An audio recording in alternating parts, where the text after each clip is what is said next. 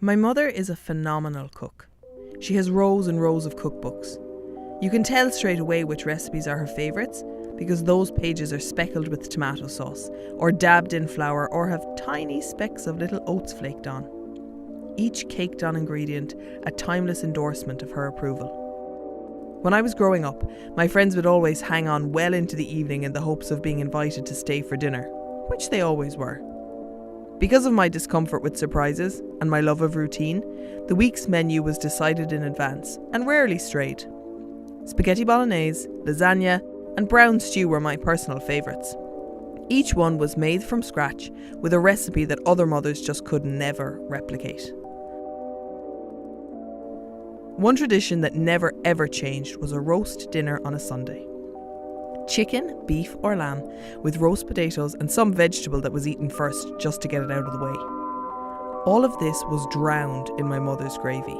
Our kitchen is small and I was always under her feet, so I'd never actually observed the hard labour involved in preparing a roast dinner from scratch.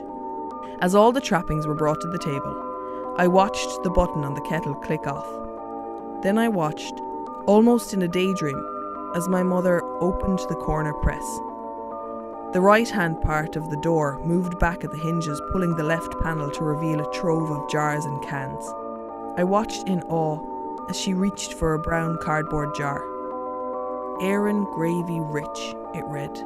She grabbed a Pyrex jug, quickly scooped 2 heaped teaspoons of brown powder in, and added the steaming hot water from the kettle. As she stirred and stirred, as the white powder swirled and turned more viscous, as the water turned from clear to murky, my mind did the opposite. My mother didn't have a gravy recipe. My mother was making gravy from a jar. My Michelin star mother was imperfect. Now, she had never lied. She had never claimed that the gravy was homemade. She had only referred to the recipe as a secret. So I couldn't even throw the accusation of liar at her. That was the day I realised that adults aren't perfect.